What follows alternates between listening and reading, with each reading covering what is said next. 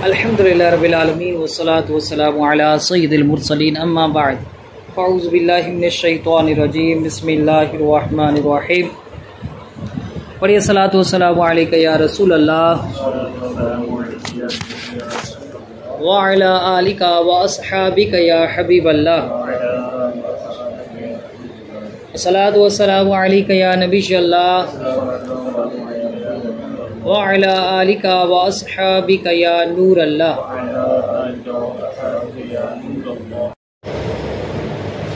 आज हमारा 26वां हफ्तावार दरस फ़िक़्ह है और आज का जो हमारा टॉपिक है वो इमामत के हवाले से है, इमामों के हवाले से है, जमात के हवाले से है। तो सबसे पहले कि जमात के साथ नमाज़ पढ़ने की फ़जीलत क्या है। तो एक हदीस मुबारक है मुस्नद अहमद की, अल्लाह पाक बाजमात नमाज़ पढ़ने वालों को प्यारा रखता है।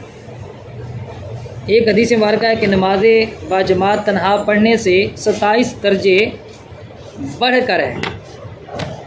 एक हदीस में फरमाया जो शख्स फजर की नमाज बाजमात अदा करे फिर सूरज के तुलू होने तक इंतज़ार अल्लाह ताला का ज़िक्र करता रहे, उधर ही बैठा रहे, उसके लिए एक हज मकबूल और एक मकबूल उम्रे का सवाब लिख दिया जाता है। इसी तरह एक हदीस है जिसने बाजमात इशा की नमाज अदा की तो गोया उसने आधी रात इबादत की, और जिसने फजर की नमाज बाजमात पढ़ी गोया पूरी रात, आधी रात हो पूरी रात इबादत का सवाब, सारी रात हालांकि वो सो रहा है। अच्छा जी, अब जमात का हुक्म क्या है। जमात हर आकिल बालिग और कुदरत रखने वाले कादिर, वो कुदरत रब भी रखता हो, मर्द मुसलमान पर वाजिब है। शरई मजबूरी के तहत जमात छोड़ सकता है, उसके आज़ार जो है वो आगे इंशाल्लाह बयान करेंगे कि शरई मजबूरियाँ कौन सी हैं जिसकी वजह से जमात छोड़ना जायज़ होता है। जी, कुदरत मतलब है कि जमात के साथ नमाज पढ़ने पर वो कादिर है, उसको कुदरत है, पढ़ने के लिए जा सकता है। आगे जहाँ आज़ार आएंगे ना तो आपको पता चल जाएगा कि बंदे को कुदरत नहीं है, तो ये माफ़ हो गई। जिसको कुदरत है उसके लिए माफ़ी नहीं है। एक बार छोड़ेगा तो गुनाहगार होगा, कई बार छोड़ेगा तो फिर ऐसा शख्स फासिक है, मरदूद शहादा है और गवाही के काबिल नहीं है। लेकिन उज़्र शरई के साथ, अगर किसी का उज़्र शरई है वो छोड़ता है तो उसके लिए कोई शरई हुक्म नहीं है।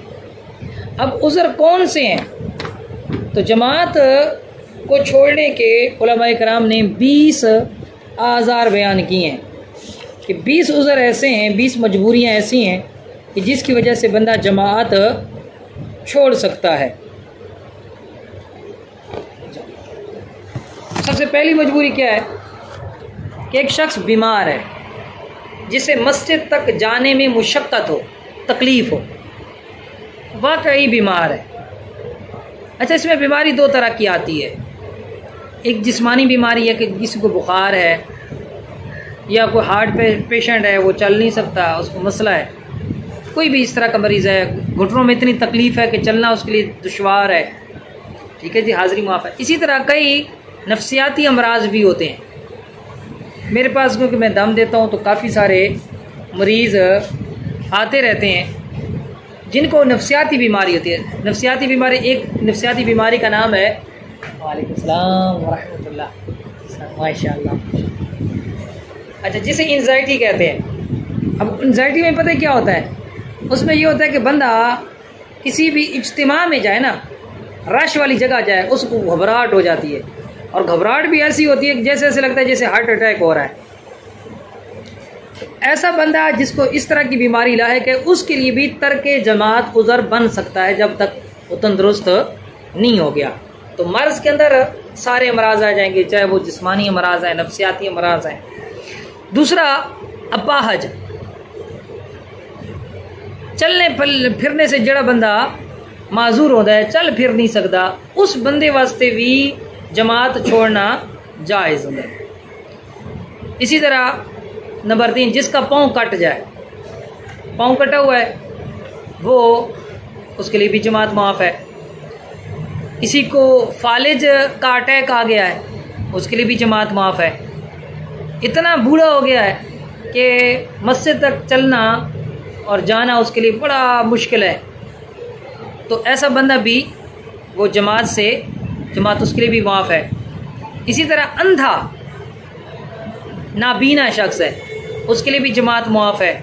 अगरचे कोई ऐसा बंदा है जो उसको मस्जिद तक ले जाए, फिर भी जमात माफ़ है। हाँ, जाएगा, फजीलत ज़रूर है, लेकिन गुनाहगार नहीं होगा अगर वो छोड़ता है तो। इसी तरह सख्त बारिश हो रही है या बारिश के बाद शदीद कीचड़, मुश्ताक भाई बैठे हमारी गली में, अभी तो गली पक्की हो गई है।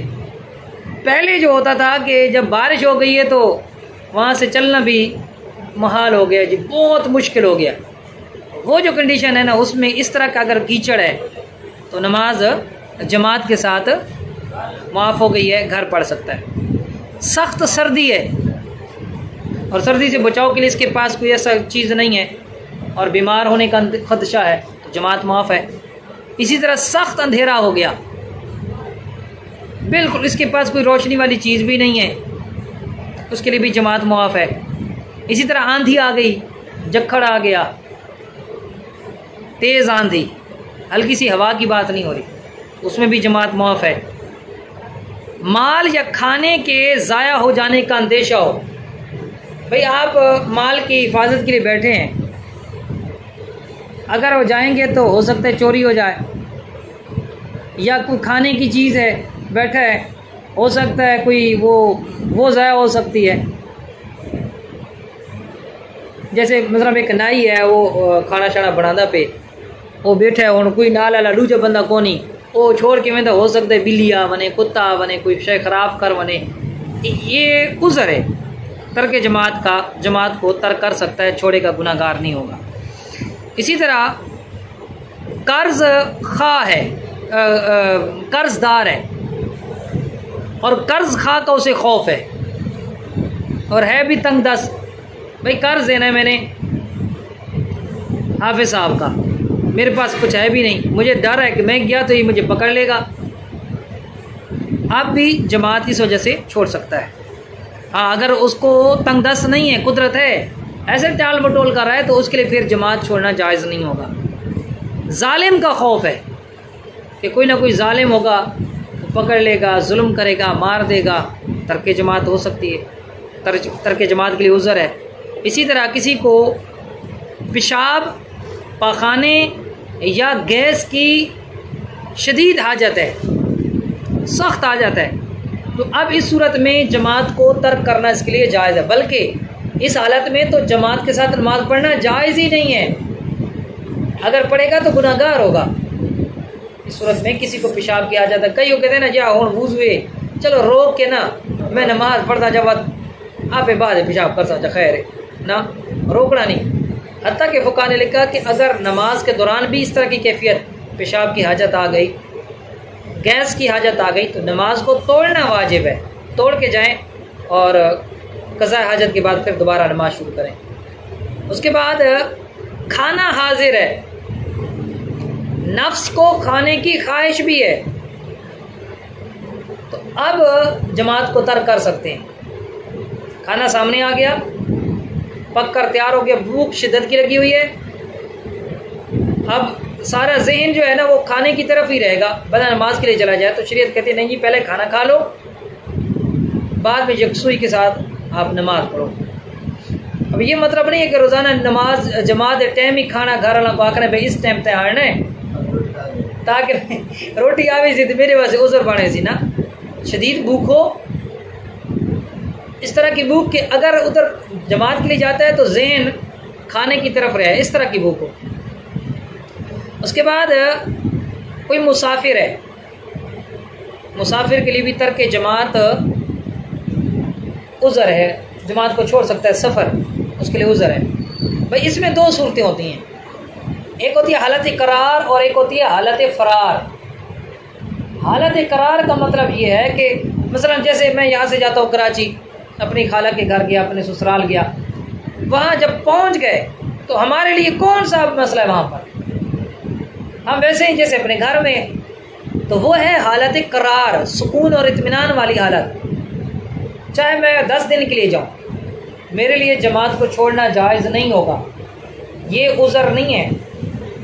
हाँ, रास्ते में जब हम जाते हैं, गाड़ी रोकती, गाड़ी है, ट्रेन है, वो ब्रेक लगाते हैं, चलो जी नमाज पढ़ लो।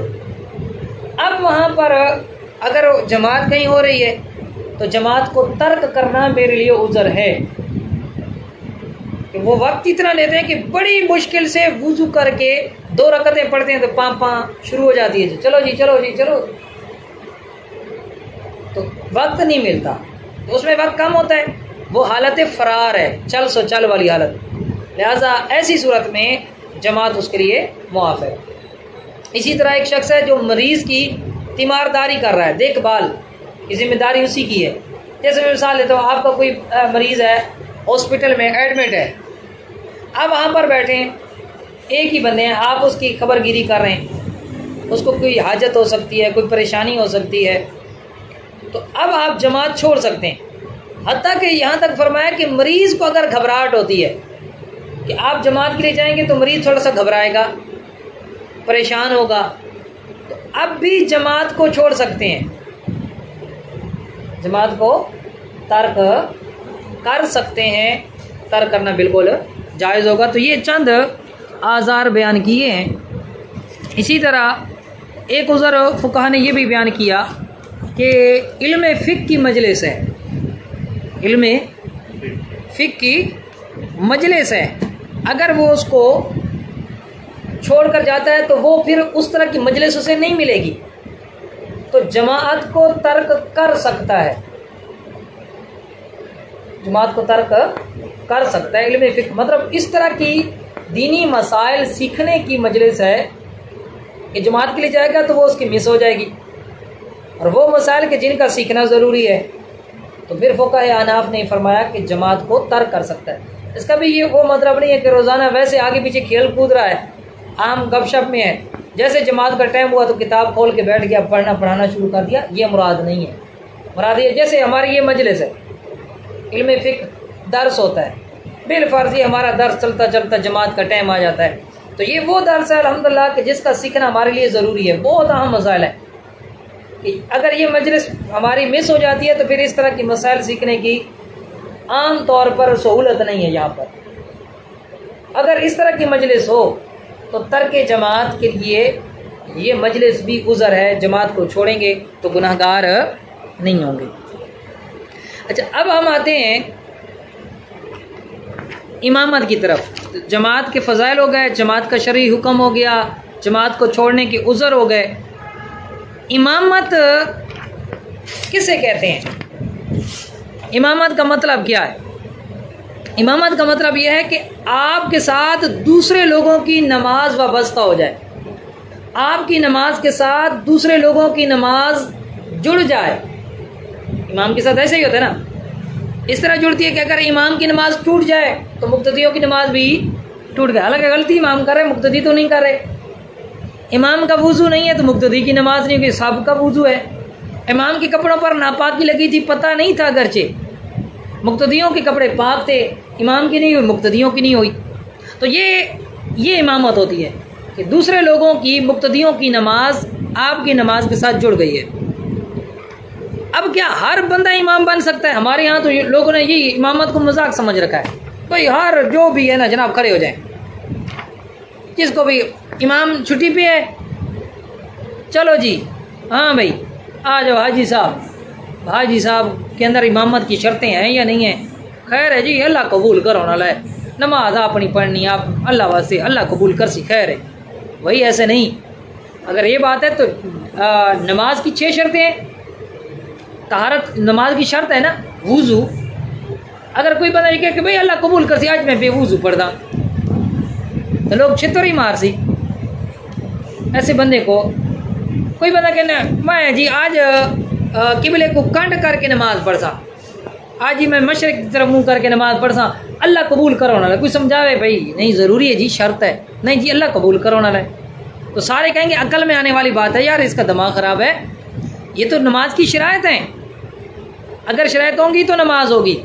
अल्लाह ज़रूर अल्लाह ही कबूल करने वाला है, लेकिन ये अल्लाह ही का हुक्म है कि ये शर्तें आपने इनको अपनाना है तब नमाज होगी। इसी तरह इमामत की शर्तें हैं, इमामत की भी फुक़हा ने 6 शर्तें बयान की हैं। ये 6 शर्तें होंगी तो इमाम बन सकता है, वरना इमाम नहीं बन सकता। कोई भले बनाए, नमाजें बर्बादी होंगी, नमाज नहीं होगी। अच्छा, किसके इमाम की 6 शर्तें हैं? जो बालिग मर्द हैं और शरई माजूर नहीं है, उनके इमाम की 6 शर्तें हैं। ये बहुत अहम बात मैंने की। बालिग है, मुसलमान है, मर्द है और शरई माजूर नहीं है, उनके इमाम के लिए 6 शर्तें हैं। शरई माजूर का मतलब ये नहीं है कि भाई लूला लंगड़ा। शरई माजूर का मतलब ये है कि वो शख्स कि जिसे ऐसी बीमारी हो जिसकी वजह से उसका वुज़ू बाकी ना रहता हो।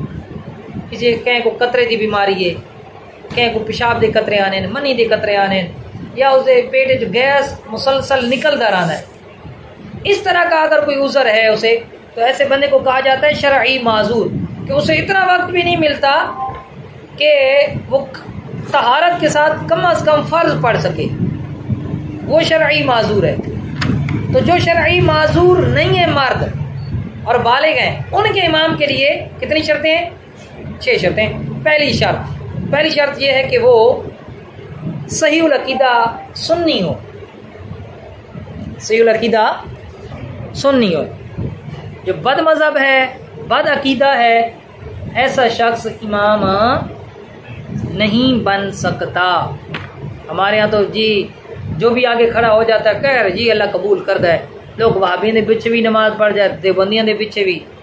जनाब जैसे डॉक्टर ताहिरुल कादरी है, वो आते जी मैं वहाबियों के पीछे भी नमाज पढ़ता था, शिया के पीछे पढ़ता, खैर है जी। इस तरह के लोग हैं सुल्ला कुल्लियत वाले। ये नहीं जी, शरई हुक्म है कि भाई इमाम पिलपला ना हो, रांझा सबका साझा ना हो, टन टन सुन्नी हो, सही अकीदा हो, अकीदे के अंदर बिगाड़ ना हो। क्यों? जब अकीदे के अंदर बिगाड़ होगा उसकी अपनी नमाज दुरुस्त नहीं होगी। आपने अपनी नमाज को उसकी नमाज के साथ जोड़ना है। जिसकी अपनी दुरुस्त ना हो आपकी कैसे होगी? इमाम बेवुजू हो तो आपकी नमाज नहीं होती, तो इमाम बद अकीदा हो तो तब भी आपकी नमाज नहीं होती। मैं इसकी एक अकली एक मिसाल दूंगा और फिर हम आगे चलेंगे। अकली मिसाल ये है कि मैदान करबला के अंदर, वाक़या करबला सबने सुना है, मैदान करबला के अंदर इमाम हुसैन ने अलग जमात करवाई थी या यजीदियों के पीछे नमाज पढ़ी थी? 2 जमातें होती, 2। उधर 22,000 की जमात थी, इधर 72 लोगों की जमात है। अफजल तो ये है ना जहाँ तादाद ज़्यादा हो वहाँ पर शिरकत की जाए। तो इमाम हुसैन ने तो वो अफजल छोड़ दिया, भाई बड़ी जमात छोड़ दी ना, बड़ी तादाद छोड़ दी, अलग जमात करके आपने ये ज़हन दिया कि भाई हर अहरे गरे नत्तू खैरे के पीछे नमाज ना पढ़ा करो, देखा करो कि इमाम कौन है आगे। ना उसकी मकबूलियत हमने देखनी है कि वो जी 22,000 लोग उसके पीछे खड़े हैं, हमने ये देखना है कि उसका अपना अकीदा क्या है। वो अहले बैत इत्तहार के दुश्मन बन के सामने आए थे, तो उनके अकीदे में बिगाड़ आ गया ना, तो आपने उनके पीछे नमाज नहीं अदा की। बद मज़हब बद अकीदे के पीछे नमाज नहीं होती। तो पहली शर्त यह है कि सही अकीदा हो। अच्छा, बद मज़हब भी 2 तरह के होते हैं, चलो मैं थोड़ी सी डिटेल कर देता हूँ। एक वो बद मज़हब कि जिनका अकीदा हद कुफर तक पहुँचाओ, ऐसे बद मज़हब लोगों के पीछे नमाज बातिल है, होगी नहीं। दूसरे वो बद मज़हब जिनके अकायद हद कुफर तक पहुँचे हुए ना हो, उनके पीछे फ़र्ज तो अदा हो जाएगा लेकिन पढ़ना फिर भी गुनाह है। और फिर हमें नहीं पता होता कि इसके अकायद हद कुफर तक हैं या नहीं है, तो ये रिस्की मामला है। जी हाँ, तो उसके पीछे फिर नहीं पढ़ेंगे ना अपने आप।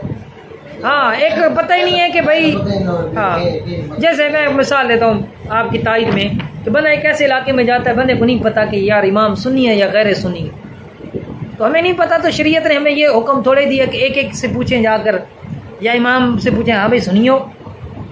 अगर हमारे ज़न्ने गालिब में, गालिब गुमान में ये है कि ये सुन्नी है, सही अकीदा है, हमें पता भी ना भी हो तो नमाज पढ़ेंगे, हो जाएगी, हम बरी ज़िम्मा हो जाएंगे।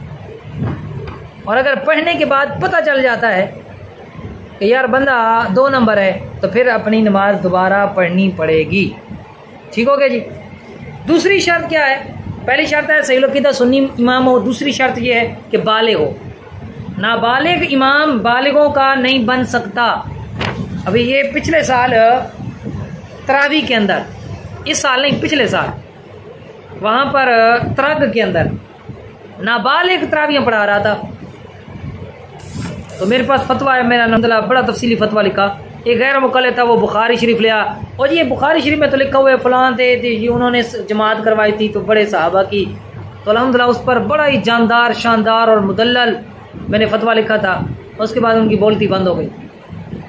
तो दलाइल काहिरा के साथ ये साबित है, बड़े मजबूत दलाइल के साथ, जो अहनाफ का मौक़िफ़ कि नाबालिग किसी भी नमाज में बालिग मर्दों का इमाम नहीं बन सकता। तीसरी शर्त, वो आकिल हो, पागल इमाम नहीं बन सकता। चौथी शर्त यह है कि मर्दों का इमाम खुसरा नहीं बन सकता, खुनसा, और औरत भी इमामत नहीं कर सकती। तो ये भी 1-2-3 साल पहले एक वीडियो बड़ी वायरल हुई थी, शायद इंडिया वगैरह की थी। औरत आगे है, मर्द पीछे हैं। मैं कहा भाई इतने अगर औरत इमाम होवे ना तो मैं तो शायद पूरे शहर की जमात ना छुट सी। ये तो गल ना अमीन साहब, अगर औरत जमात करावे तो पूरे शहर की जमात ना छुट सी। आज भाई तहज्जुद की जमात करावे, शरा कोई चार्ज दी करावे, ऐसा रिश्ते में ऐसा।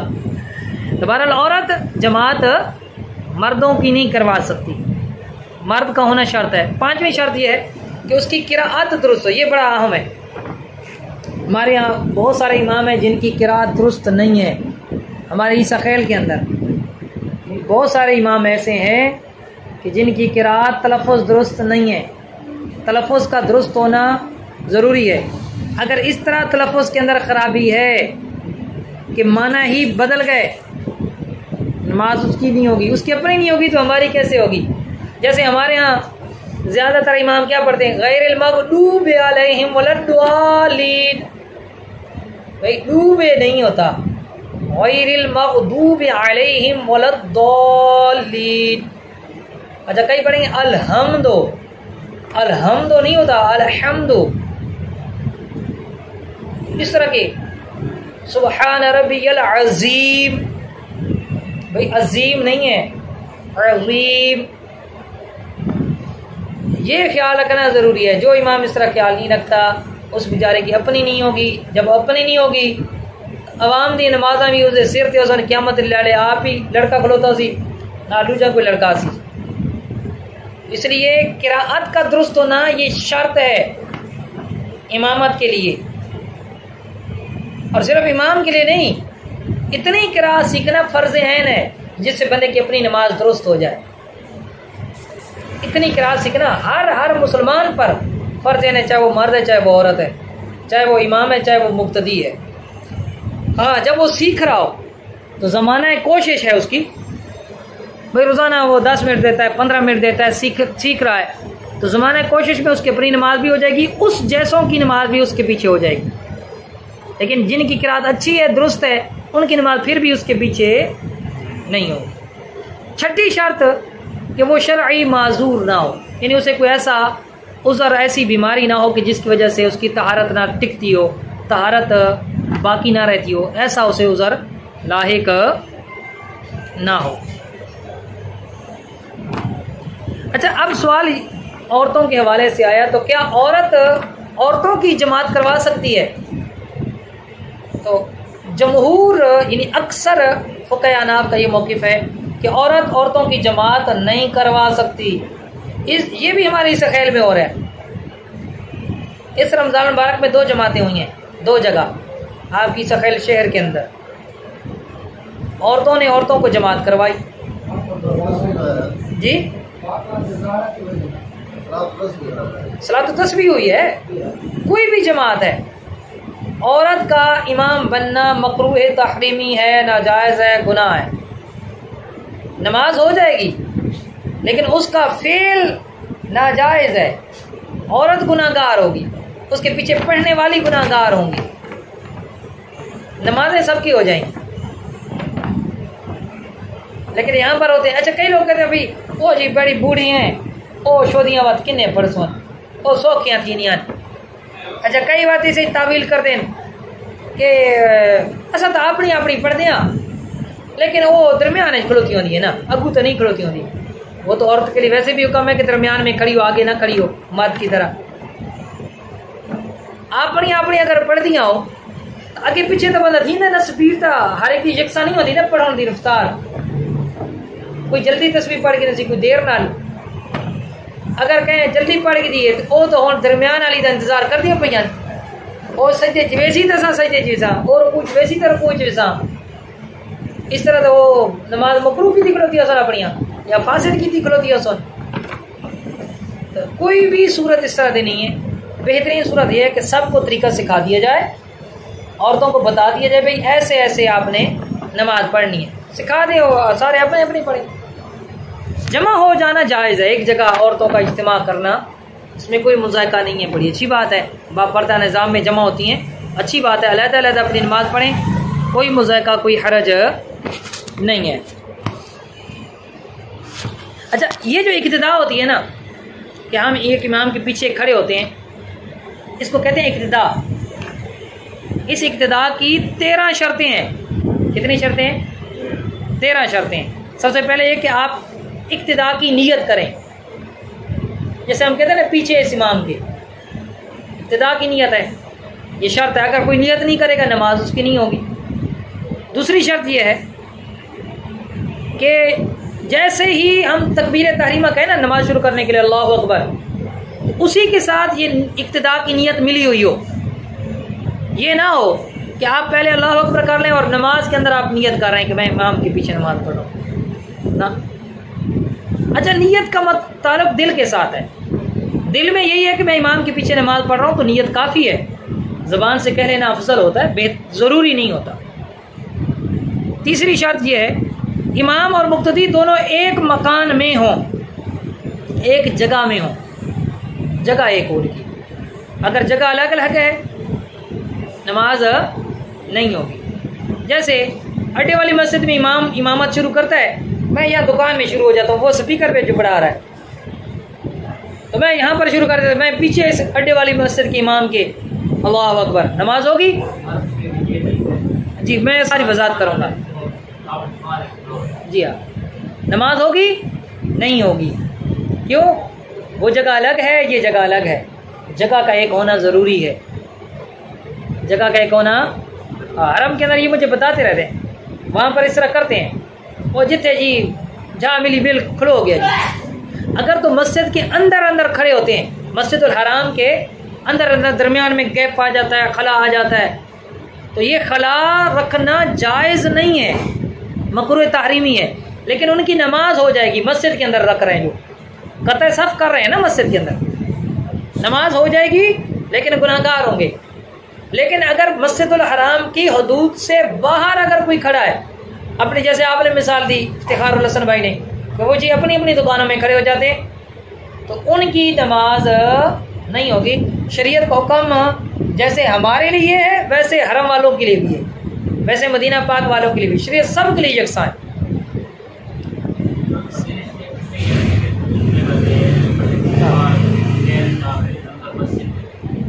हाँ, मस्जिद के अंदर अंदर है तो कोई मसला नहीं, मस्जिद से बाहर है तो फिर मसला है। कोई मसला नहीं का मतलब ये है कि नमाज हो जाएगी, दरमियान में गैप रख दिया तो मस्जिद के अंदर, लेकिन सबसे साफ मिलाना। हाँ हाँ, अगर मस्जिद का अंदर हाल भर गया है, सहन भर गया है, तो फिर मस्जिद से बाहर आप सफ़े बनाएं।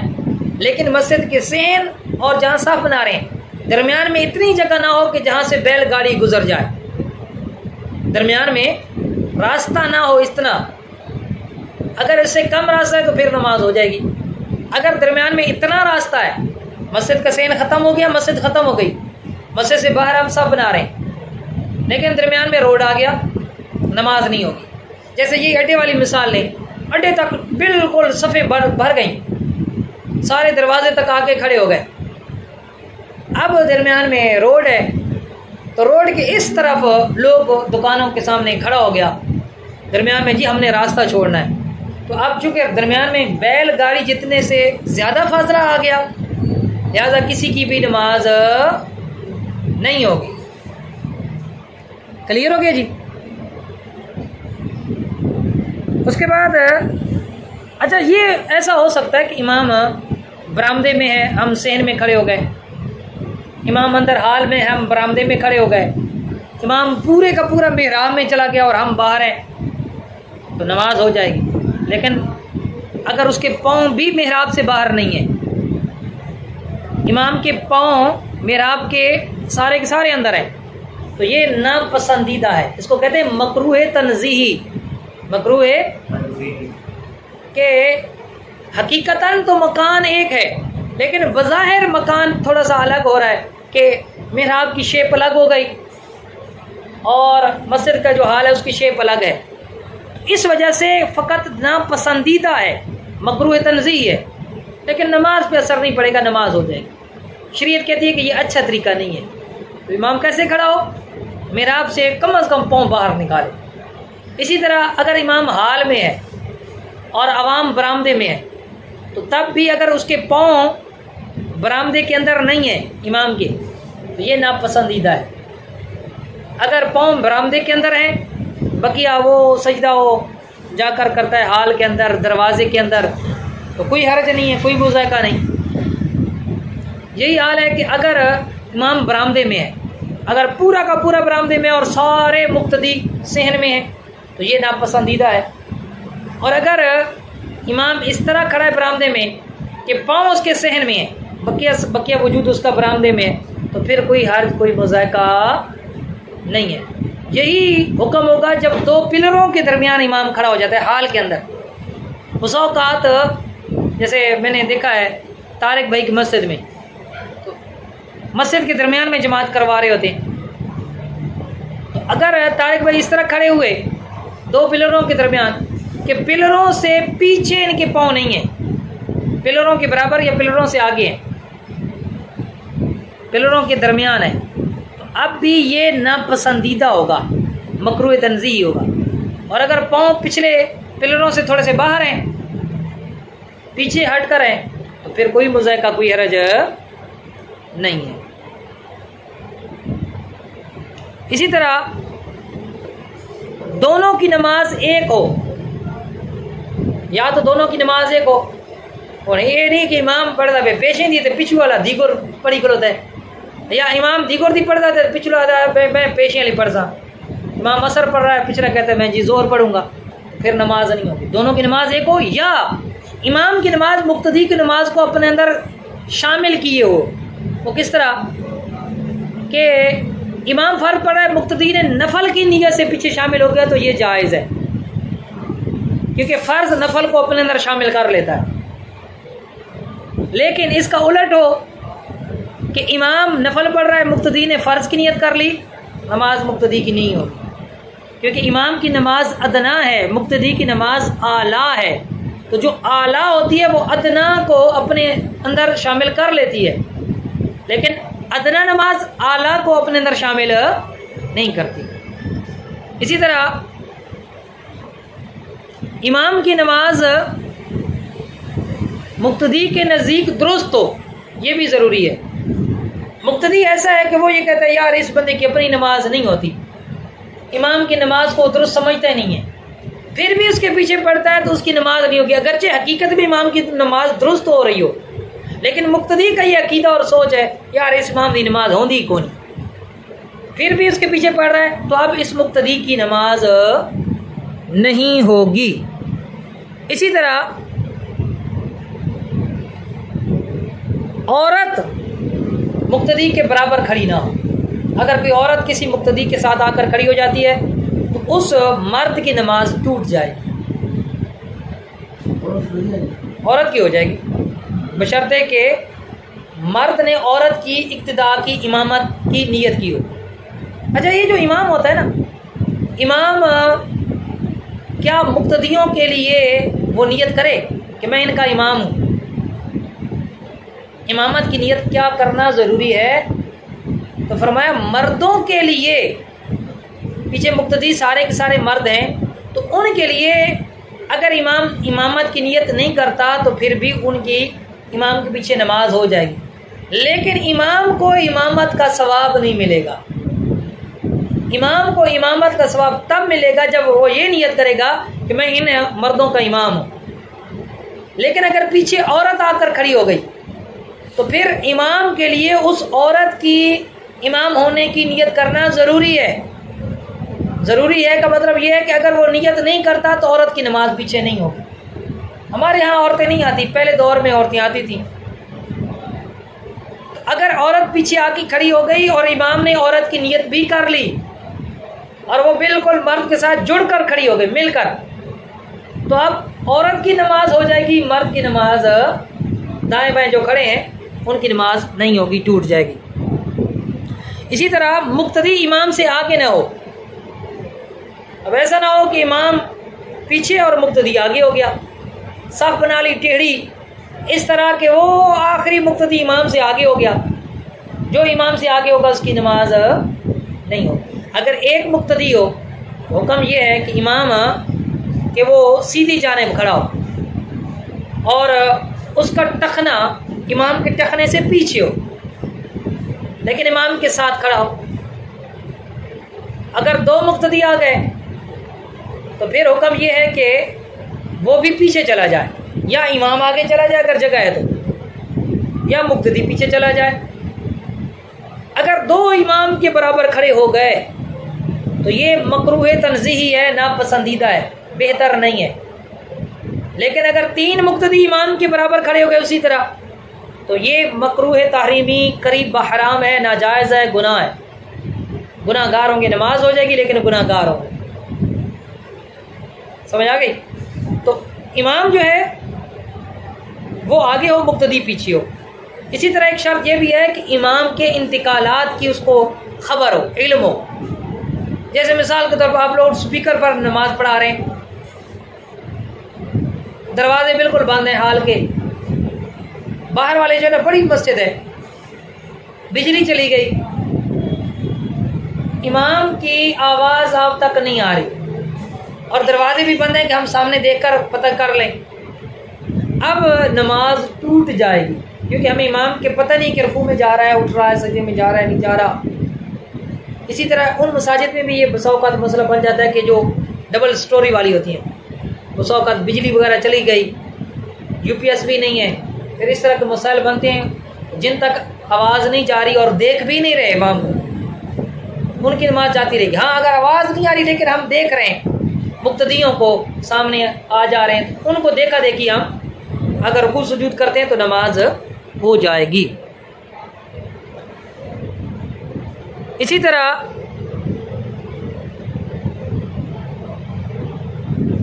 एक शर्त यह भी है कि इमाम मुकीम है या मुसाफिर, मुक्तदी को इस बात का भी पता हो, तब नमाज होगी।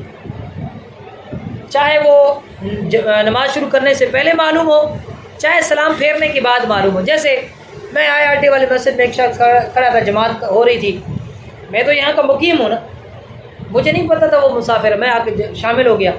जैसे उसने सलाम फेरा तो उसने ऐलान कर दिया, हाँ भाई जो मुकीम है वो अपने खड़े होकर बकिया 2 रकअतें पढ़ ले, क्योंकि मुकीम ने 4 पढ़नी है, जैसे जोर है अभी, जो मुसाफिर है उसने 2 पढ़नी है, वो 2 पर सलाम फेर देगा। मैं वो जब ऐलान करेगा हाँ भाई जो मुकीम है वो अपनी नमाज मुकम्मल कर लें, तो हम खड़े हो जाएंगे।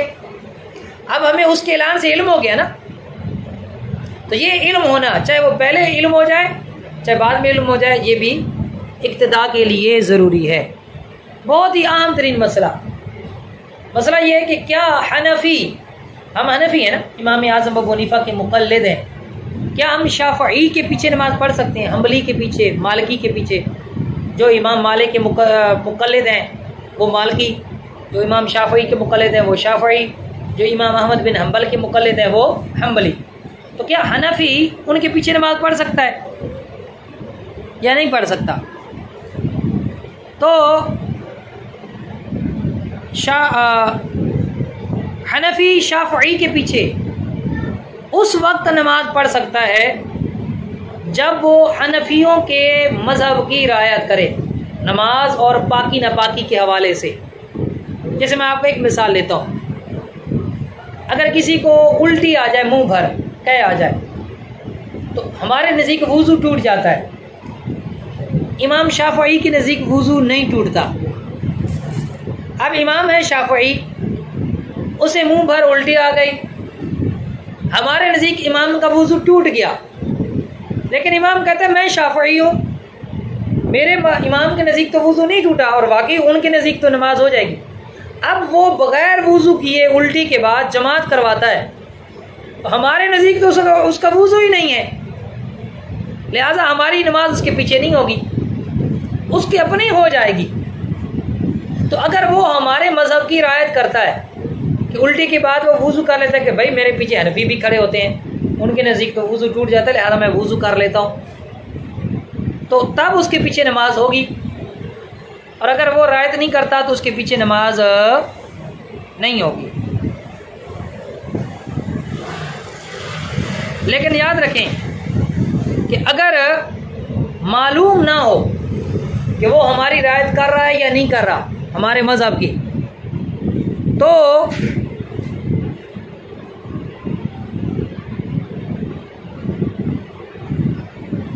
बेहतर नहीं है उसके पीछे नमाज पढ़ना, ना पसंदीदा है, लेकिन पढ़ लेंगे तो जायज़ हो जाएगी नमाज। अगर तो पता है कि वो हमारी रियायत नहीं करता तो ऐसे इमाम के पीछे नमाज फिर होगी नहीं, ऐसे शाफ़ई मालिकी या हंबली इमाम के पीछे। और अगर वो रियायत करता है तो फिर नमाज पढ़ेंगे, अगर रियायत करता है नहीं करता पता नहीं है तो फिर बेहतर है कि हम ना पढ़ें।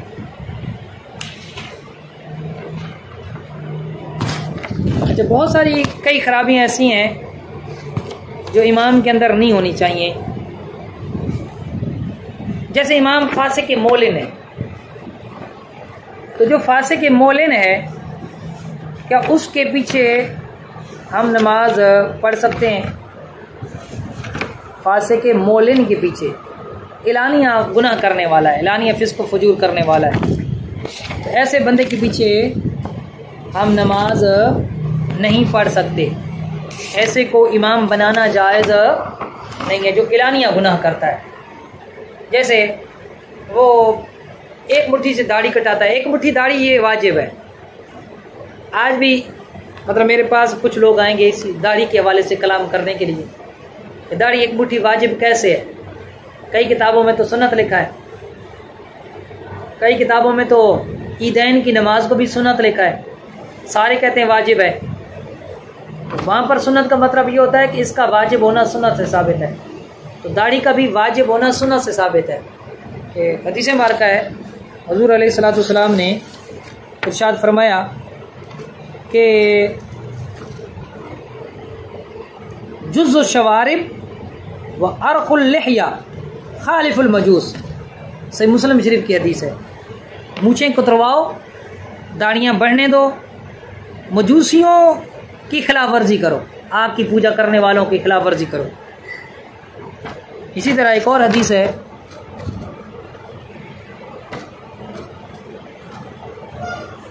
जिसमें हुज़ूर अलैहिस्सलातु वस्सलाम ने इरशाद फरमाया कि वाफ़ुल लिहया, कि तुम दाढ़ियों को मुआफ़ी दो, दाढ़ियों को मुआफ़ी दो।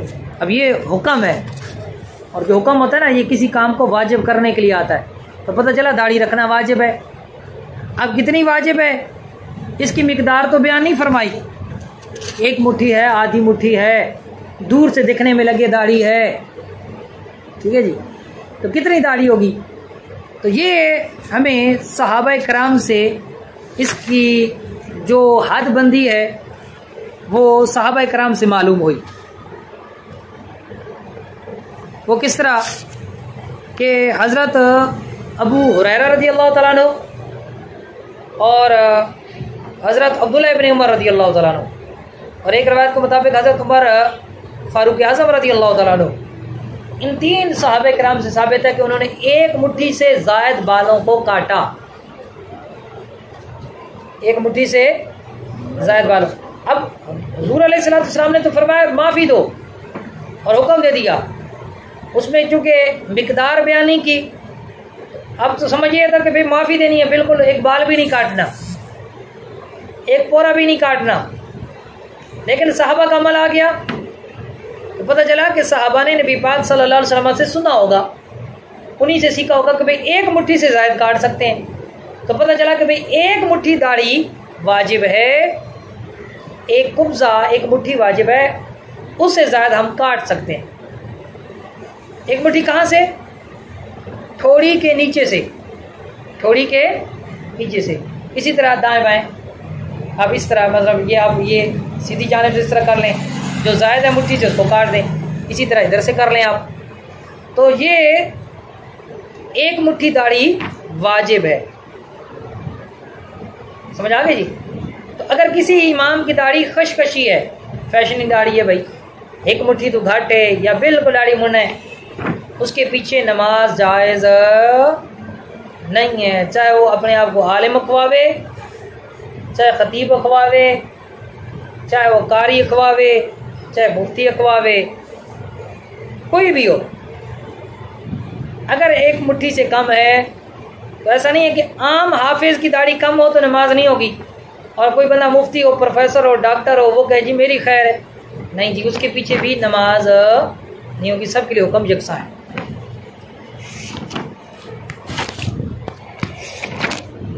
अच्छा, कभी कभार ऐसा भी होता है कि सारे दाढ़ी मुंडे जमा हो गए। कई लोग ये पूछते हैं भाई सारे दाढ़ी मुंडे जमा थी गए होने की करा जी, मुट्ठी दाढ़ी कौन है, एक को आधे खैर है जी, सारे जो हाँ दाढ़ी मुंडे। इसके बारे में ये फरमाया कि अकेले अकेले नमाज पढ़नी है, अगरचे दाढ़ी मुंडे हो। अच्छा, दाढ़ी मुंडा जो है ना, उसकी अपनी अकेले नमाज ना पसंदीदा है लेकिन गुनाह नहीं है। इस पर बहुत पहले मैंने एक फतवा लिखा था कि तन्हा नमाज पढ़ने वाला जो है दाढ़ी मुंडा या एक मुट्ठी से घटाने वाला, उसकी नमाज अपनी मकरूह होती है, यानी वाजिब अदा होगी या नहीं होगी।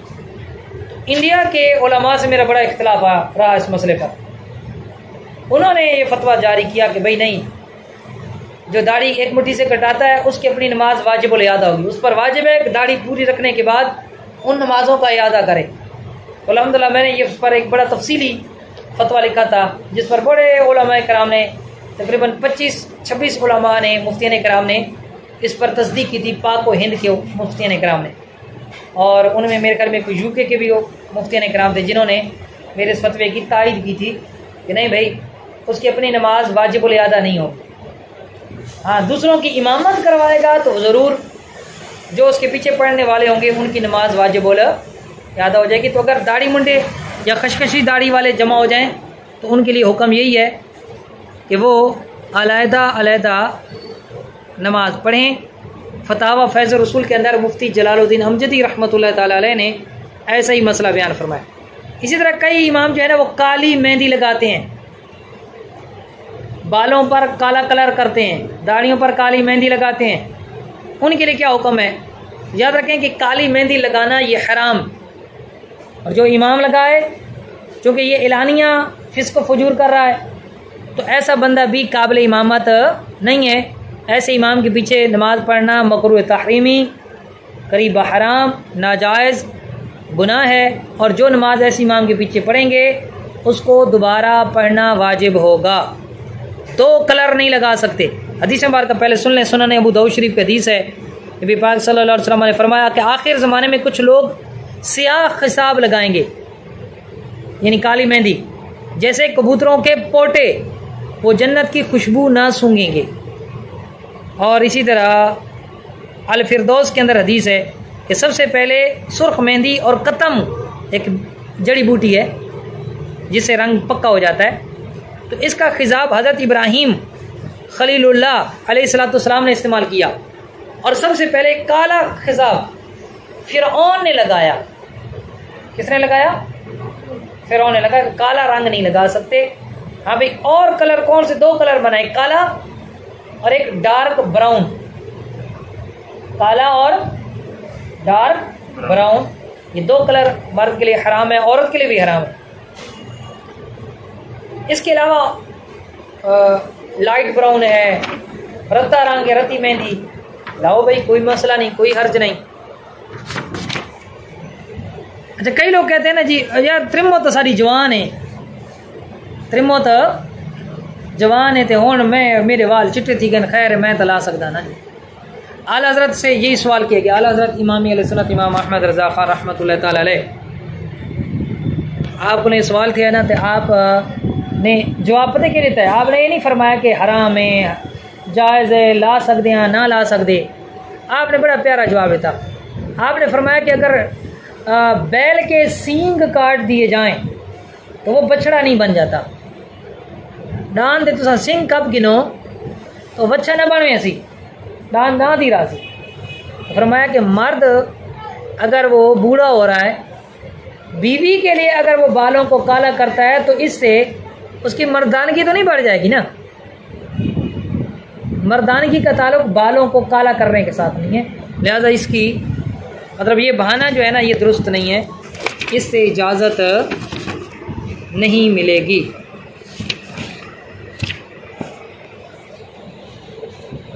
कई इमाम ऐसे होते हैं कि जिसकी इमामत को लोग नापसंद करते हैं।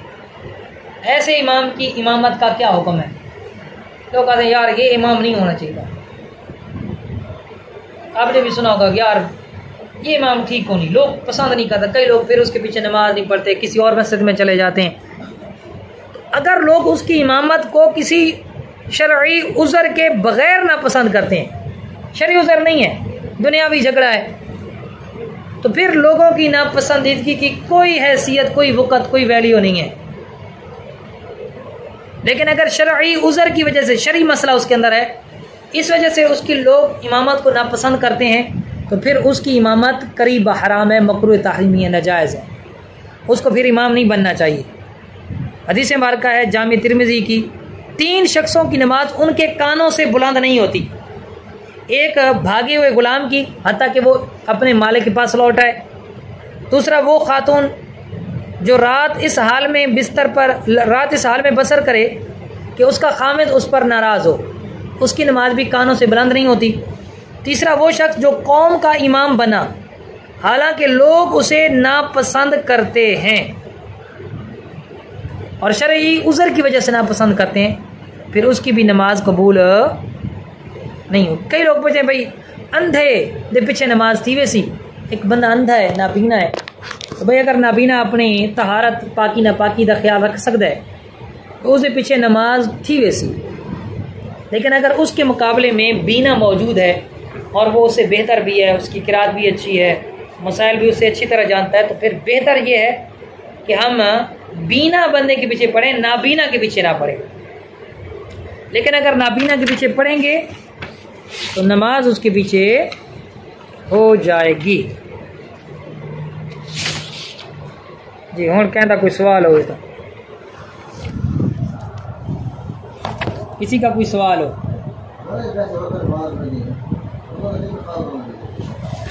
जी हाँ, बड़ा अच्छा सवाल किया जी,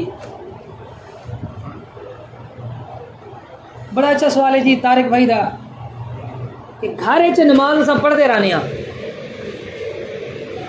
बसौकात भाई औरत भी खलो थी एक टाइम है वही वुज़ू करके आइए नाल खलो थे तो क्या हुक्म है? अगर मर्द औरत दोनों बिल्कुल बराबर खड़े हो गए नमाज हो जाएगी, नमाज हो जाएगी। लेकिन बेहतर नहीं है या मर्द आगे हो जाए या औरत आगे हो जाए। और खैर औरत आगे हो जाए कोई मसला नहीं, मर्द औरत आगे पीछे हो जाए। अगर मिलकर खड़े होकर नमाज पढ़ेंगे तो नमाज हो जाएगी।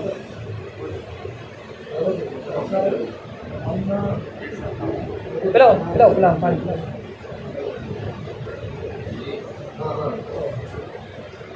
सारा कुछ जी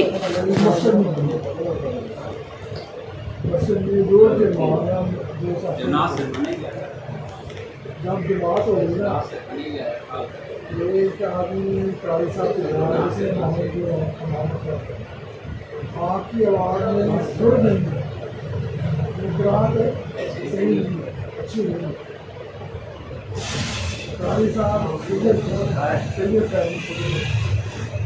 लोगों ने कहा कि ऐसा करे रोजा हो जाए किराए में हो जाए वो सुन में आके ना मारता है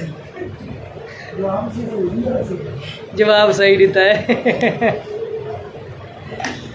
माशाल्लाह सलमान भाई, मीन भाई बड़ी प्यारी गल की भाई। इन्हों के उकाड़े चाहिए एक बंदा इमाम पेशी की नमाज पढ़ाइए तो पिछू एक बंदा आया उस आके भाई थोड़ी सुर ठीक नहीं, थोड़े पीछे नमाज नहीं होती, थोड़ी सुर ठीक नहीं। अच्छा एक होता है सुर, एक होता है तलफ़ुज़। तलफ़ुज़ का तो मैं बता चुका हूँ कि वो होना ज़रूरी है ना। भाई तेरी सुर ठीक नहीं, उस पता क्या जवाब देता है, उस आका सुर देखनी नहीं तो मैडम नूर जहान को घिनाओ, उसको खड़े करे जाओ, उसी सुर तो ठीक है। या सारे जो कोई बंदा हो इससे ख्याल तो आके तौला इससे ख्याल भी को घिनाओ भाई, सुर होना नहीं है ठीक है बात।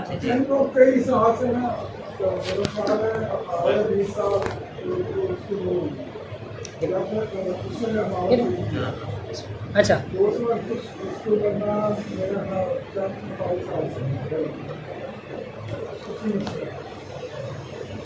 देखो शरण आवाज़ अच्छी हो तो ठीक है, बेहतर है, लेकिन किसी की आवाज़ मतलब सुरीली नहीं है लेकिन तलफ़ुज़ ठीक है तो कोई अर्ज नहीं, कोई मुज़ायका नहीं, उसकी इमामत में किसी किस्म की कोई बात नहीं है।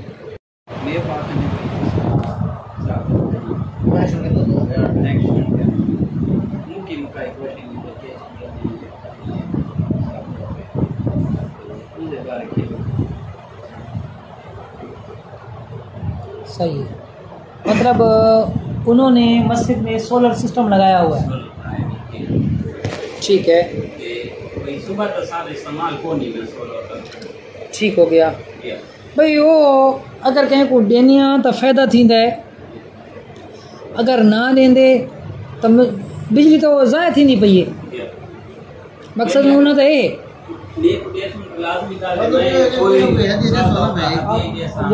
बिल तो 150 ना उन्होंने को 150 तो वो थारे को नहीं याद है कि भाई सारा वैसे इजाफी है सारे को इन्हों चाहते मसीद कोई ना कोई इमदाद करो।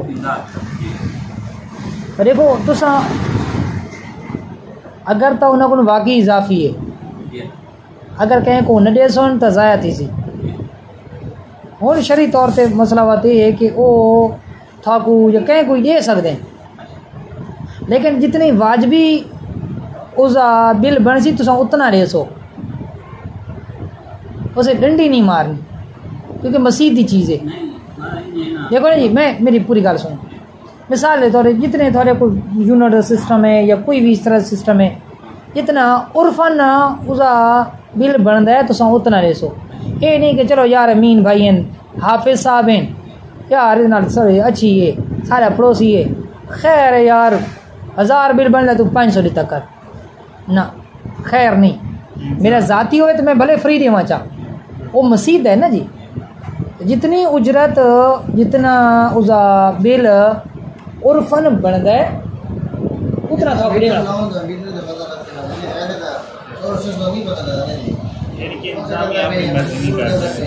ना, कोई भी अपनी मर्जी नहीं कर सकता।